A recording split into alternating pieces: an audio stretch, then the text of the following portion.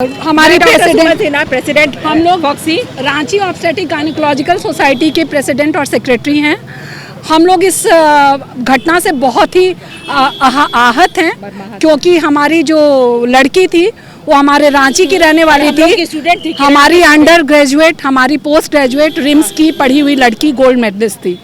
उसने अपना जीवन खोया, वो उसके परिवार के लिए, हमारे फ्रेटर्निटी के लिए और सबके लिए अपूर्णीय क्षति है। अब क्या है कि उसको 302 के कारण टॉर्चर किया गया कि उस पर 302 लगाया जाएगा। मेरा कहना है ये तो उसके सुसाइड नोट से क्लियर कट पता चल रहा है कि उसको सुसाइड के लिए किसने स्टिमुलेट किया, किसने कैटलिस्ट का काम किया, जिसके कारण वो अपने हस्बैंड के समझाने के बाद भी इस डर को अपने मन से नहीं निकाल पाई और 2 फूल जैसे छोटे छोटे बच्चों को ज़िंदगी भर के लिए छोड़कर जाने के लिए मजबूर हो गई। तो हमारा कहना है कि उस पर तो जो चार्जेस लगे वो गलत थे, वो प्रूव होने बाकी हैं, पर उसका सुसाइड नोट अपने आप में एक सबूत है ये बताने के लिए कि उसे आत्महत्या के लिए उकसाया गया। जी हाँ, वो मेरी डायरेक्ट विद्यार्थी रह चुकी है और अर्चना ही नहीं, ऐसी ढेर सारे हमारे विद्यार्थी रहे हैं जो सभी जगह काम कर रहे हैं। और दूसरी बात ये कि हम लोग समाज के ही हिस्से हैं। अगर समाज हमको अपराधी मान के चलेगा तो ना ये समाज बचेगा, हम लोग तो नहीं बचेंगे तो नहीं बचेंगे, ये बात समझ लीजिए, क्योंकि समाज के लिए ही हम लोग जान देते हैं। हाँ, पूरी जिंदगी हम लोगों ने अब समाज के लिए दिया है। ये अलग बात है कि हमारा काम का तरीका अलग होता है कि हम लोग बहुत मिक्स नहीं कर पाते हैं समाज के साथ, लेकिन हमारा एक एक कदम समाज के लिए ही होता है। तो समाज को इस बात को एहसास करना होगा कि हमारे यहाँ हिंदुस्तान में डॉक्टरों की ऐसे ही कमी है।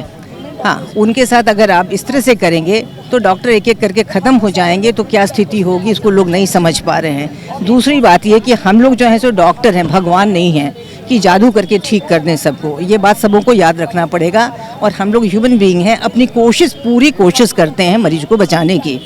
और अगर मरीज नहीं बचता है किसी वजह से तो उसका दोष नहीं होता है, क्योंकि उसमें भी जो पीपीएच है जिससे कि वो मरीज मर गई, अर्चना उसको पूरी कोशिश, अथक कोशिश के बाद नहीं बचा पाई। तो ये ऐसा केस को लेने की हिम्मत की, इसने हिम्मत की, वो गांव में जाके काम रही है। हम लोग तो पेशेंट लेबर पेन में आई थी, सब जगह तो ये गलती है। अर्चना ने ही किया था, जिसमें उसको ट्विन डिलीवरी दूसरा भी होता है। ये बात आप जान लीजिए कि ये होता है। और पीपीएच हिंदुस्तान का पहला कारण है कि औरतें मर जाती हैं गर्भावस्था में बच्चा पैदा करने के दौरान, ये पहला कारण। इस चीज़ को आपको समझना पड़ेगा। स्पष्ट तौर पर ये अर्चना की गुरु रही हैं, शिक्षिका रही हैं। अर्चना क्या मानसिक तौर पे इतना कमजोर हो गई थी कि वो डिप्रेशन को सह नहीं पाई?